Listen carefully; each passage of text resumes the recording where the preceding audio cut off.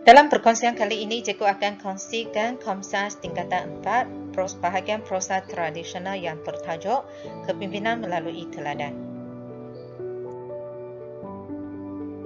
Perkongsian kali ini dibahagikan kepada 4 bahagian, iaitu bahagian yang pertama, bahagian sinopsis versi bahasa Melayu, bahagian yang kedua, sinopsis versi bahasa Cina, bahagian yang ketiga, latihan prosa tradisional berasaskan soalan percubaan Negeri Perak 2018 dan disertakan bahagian 4 skema prosa tradisional.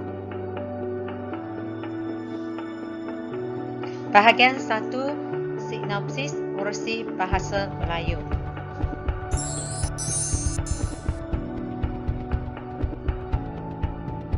Patih Gajah Mada yang mendapat berita tentang kematian ke-77 orang prajurit upahan Seri Betara Majapahit di tanggal Laksmana berasa tidak puas hati. Dia teringat akan Petala Bumi lalu menyuruh pengikutnya bertanyakan isteri Petala Bumi sama ada anaknya, Kertalasari, sudah pulang ataupun belum dari Dahar. Kertalasari yang baru pulang beroleh banyak harta daripada kegiatan mencuri di Dahar. Ibunya menceritakan kisah kematian bapanya sehingga menimbulkan kemarahan Kertalasari. Dia berjanji akan membela kematian bapanya. Dia juga akan membunuh Ratu Melaka dan Laksmana serta memusnahkan negeri Melaka. Selesai perbualan itu, pengikut Patih Gajah Mada pun sampai ke rumah Kertalasari. Dia pun menyampaikan pesanan Patih Gajah Mada. Setelah mengetahui bahawa Patih Gajah Mada ingin bertemu dengannya, Kertalasari mengambil kerisnya lalu pergi ke rumah Patih Gajah Mada diikuti oleh pengikut Patih Gajah Mada. Setibanya Kertalasari di sana, Patih Gajah Mada pun menyampaikan amanat bapa Kertalasari. Oleh sebab bapanya meninggal dunia sewaktu bertugas, Kertalasari akan dilantik menjadi pegawai tertinggi di istana. Bagaimanapun, dia hanya akan menerima jawatan itu setelah dia dapat membunuh Ratu Melaka dan Laksmana. Kertalasari pun dibawa oleh Patih Gajah Mada untuk bertemu dengan Seri Betara. Seri Betara pun bertanyakan ke Talasari sama ada dia mampu atau tidak untuk membunuh Ratu Melaka dan Laksmana.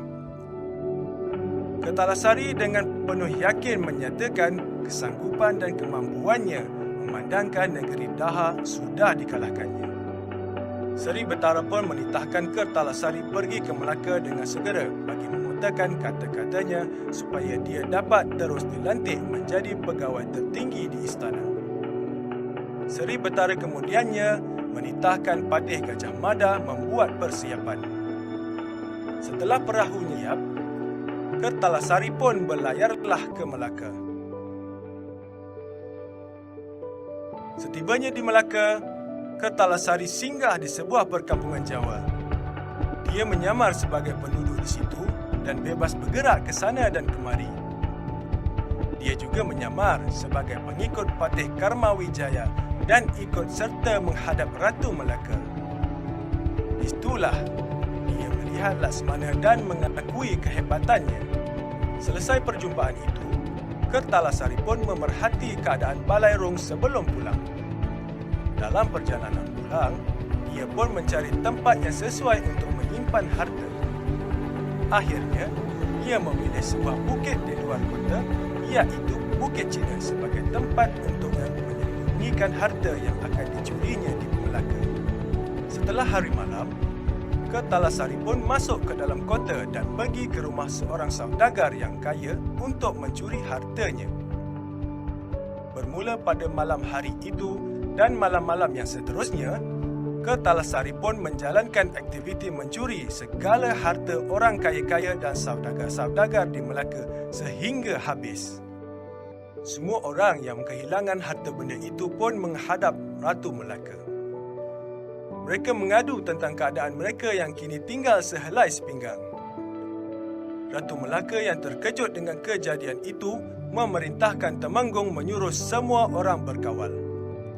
Orang kaya-kaya dan saudagar turut berkawal.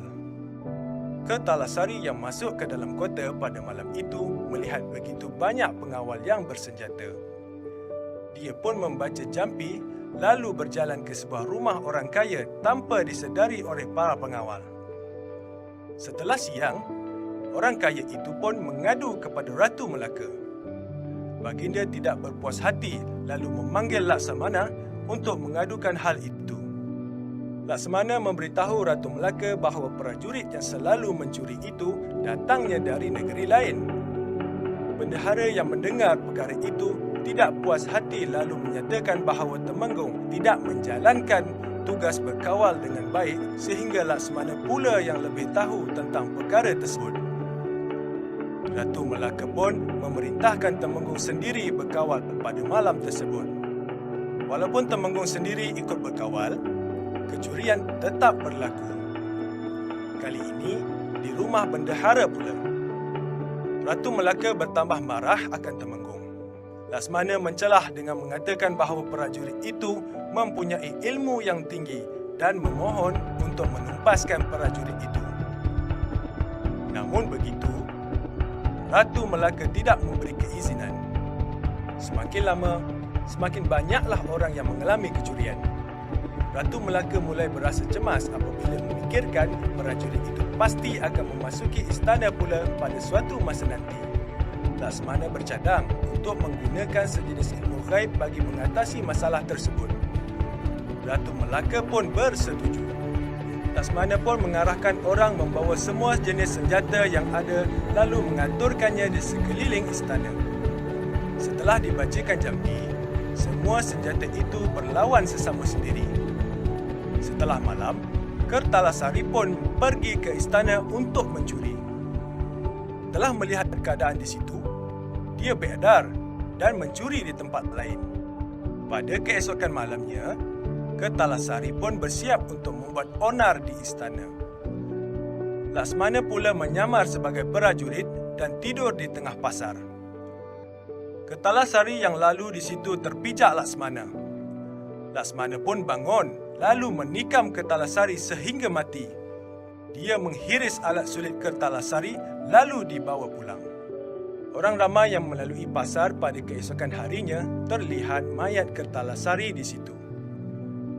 Mereka pun mengerat telinga, kepala, kaki dan tangan Kertalasari untuk ditunjukkan kepada Ratu Melaka sebagai bukti bahawa merekalah yang berjaya membunuh prajurit yang telah mencuri harta orang kaya dan saudagar selama ini. Ratu Melaka berasa bingung kerana gagal menentukan pembunuh sebenar Kertalasari. Bendahara meminta baginda menunggu dua bukti lain yang lebih kukuh.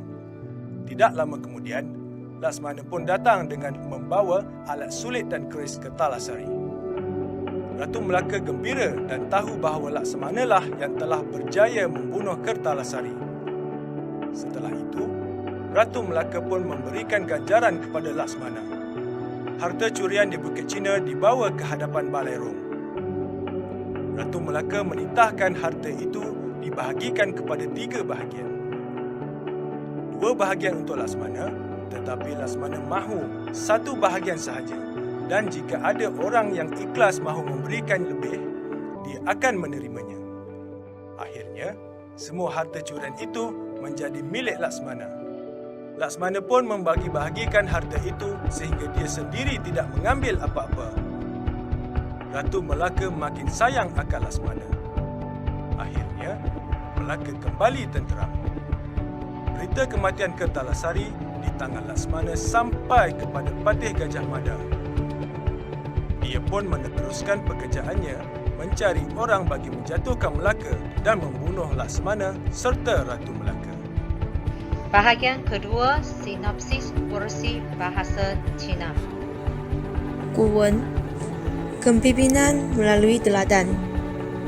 这个故事从 Sri Bahtara Majapahit 和 Patih Gajah Mada 得到7位勇士被 Laksamana Melaka 杀害的噩耗开始。Patih Gajah Mada 的手下去见了 Kertalasari， 为了邀请他去 Patih Gajah Mada 府上。Patih Gajah Mada 带了 Kertalasari 去见在 Sri Bahtara Majapahit 皇宫的 Sri Bahtara。Sri Bathara 将委任 Kedala Sari 为 Penggawa Agong。他们讨论如何杀害 Laksamana 和 Raja Melaka， 以便一次性的击败马六甲。Sri Bathara 指示 Kedala Sari 为了对7名去世的勇士讨回公道，和杀死 Ratu Melaka 和 Laksamana。Kedala Sari 雄心万丈地遵从 Sri Bathara 的指示。Kedala Sari 与10名随从一起出发到马六甲。Kedala Sari 将自己装扮成爪哇人，为了与马六甲的爪哇人在一起。Kedala Sari 将自己打扮成 Orang Patih Kema Wijaya， 他成功地认出了杀死他父亲的 Laksamana。一个晚上， Kedala Sari 闯入了一名富有商人的家，那商人的财物被一扫而空，和他的妻子被非礼。接下来的几个晚上， Kedala Sari 闯入其他商人的家，全部财物被 Kedala Sari 夺走。Raja Melaka 感到吃惊。当他获得该消息， Raja Melaka 下令委派4位坚守，以便保护家里和甘榜的安全。接下来的夜晚， Kedala Sari 施了法术，让守在富有商人家的4位倒下。Kedala Sari 又再一次夺走商人的财物和非礼妻子们。又一次， Raja Melaka 命令德蒙贡严加看守，以防马六甲受到小偷威胁。德蒙贡委派了500名侍卫守着马六甲。接下来的夜晚， Bendahara 的家里进小偷了。Laksamana 告诉 Raja Melaka， 拥有法术的外地小偷正在马六甲猖狂活动。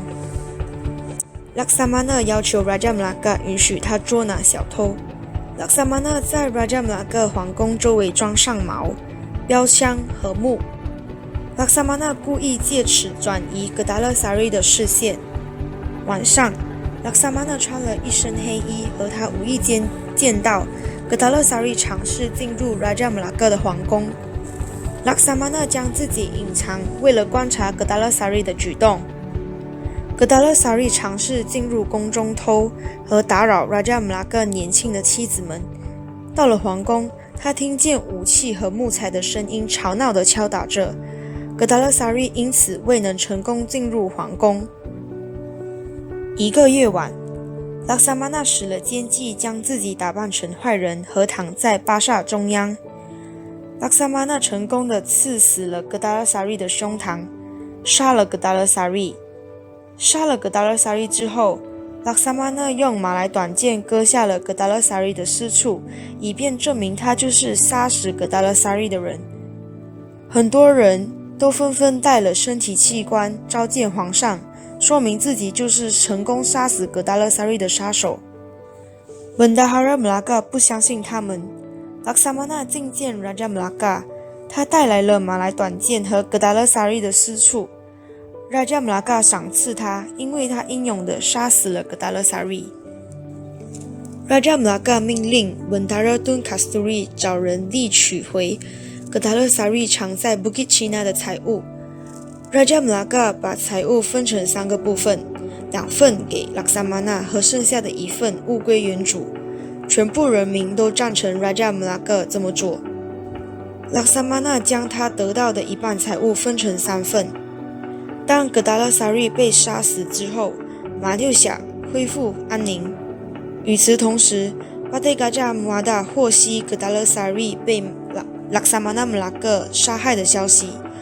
他尽力的去找可以杀死 Laksamana Melaka 的臣子和击败马六甲的方法。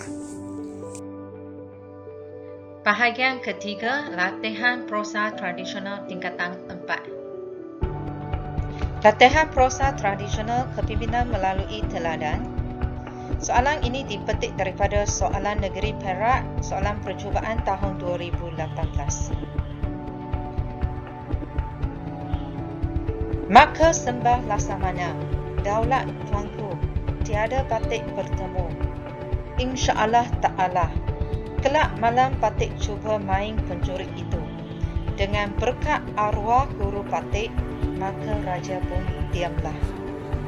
Setelah hari malam, maka Kedala Sari pun memakai pakaian yang indah-indah dan memakai bau-bauan yang harum lalu masuk ke dalam kota.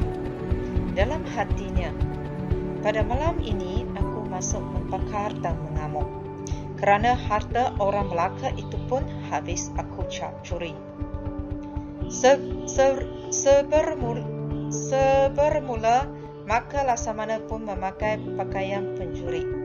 Maka Laksamana pun berjalanlah. Pada malam itu, kelam kabut dan hujan pun rintik-rintik. Maka Ketala Sari pun masuklah ke dalam kota. Maka Laksamana pun tidur di tengah pasar itu. Maka didengar oleh Laksamana, kaki Ketala Sari itu terlalu gemuruh bahannya. Maka Ketala Sari pun tahulah akan Ketala Sari datang itu. Maka Ketala Sari pun berjalan ke tengah pasar itu. Maka tertentang kakinya pada tubuh Laksamana. Maka Ketala Sari pun berdirilah atas kepala Laksamana itu. Katanya, "Teririk pangkai pula aku ini." Adapun akan Laksamana tidur itu kerisnya sudah terhunus. Lalu ia bangun melompat menikam dada Ketala Sari terus ke belakangnya. Maka Laksamana pun berkata, "Ceh, mati engkau olehku."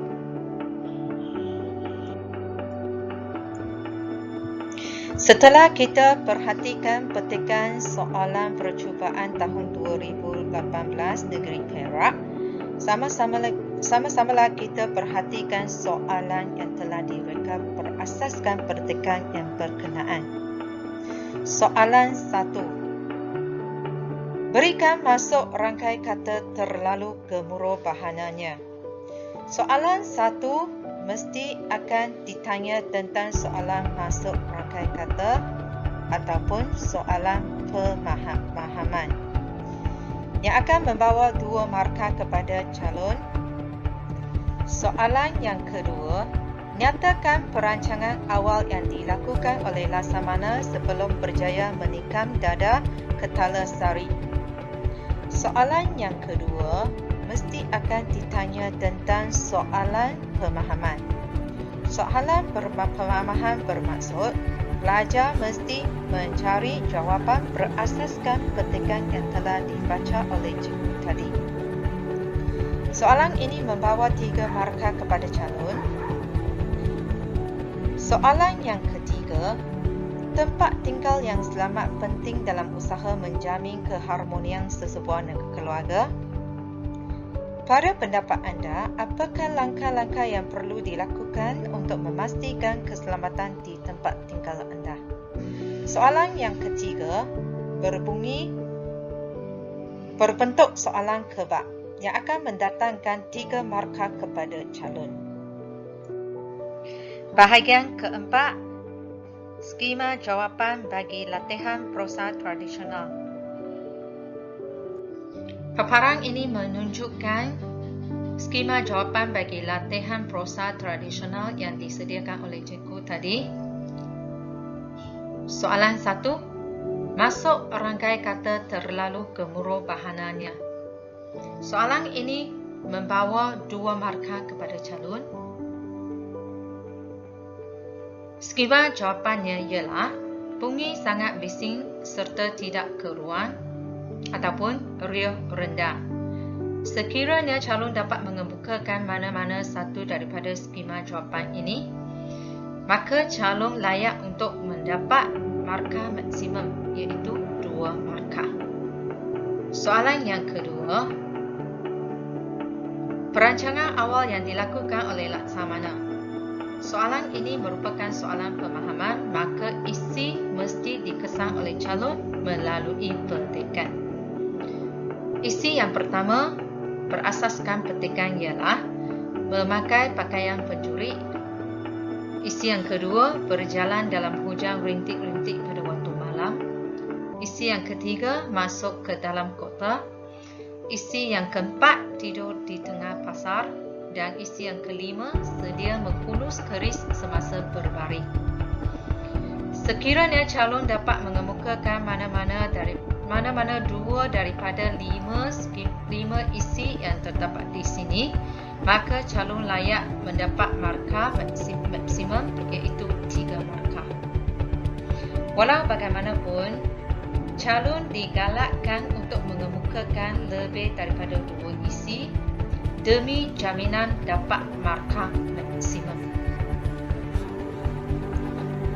Soalan yang ketiga, langkah-langkah untuk memastikan keselamatan di tempat tinggal saya.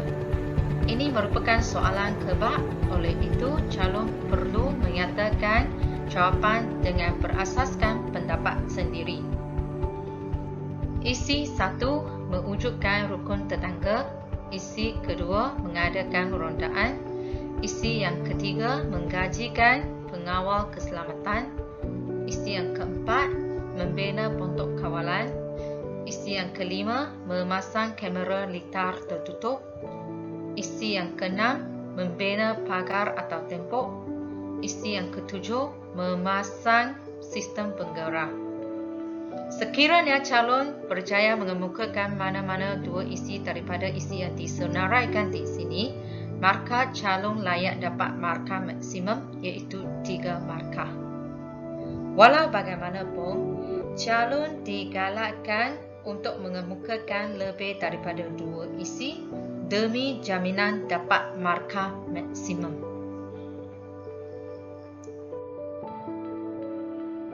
Demikianlah perkongsian cikgu pada kali ini. Cikgu amat mengharapkan anda mendapat manfaat daripada rakaman video ini. Selamat belajar dan cikgu mendoakan anda berjaya.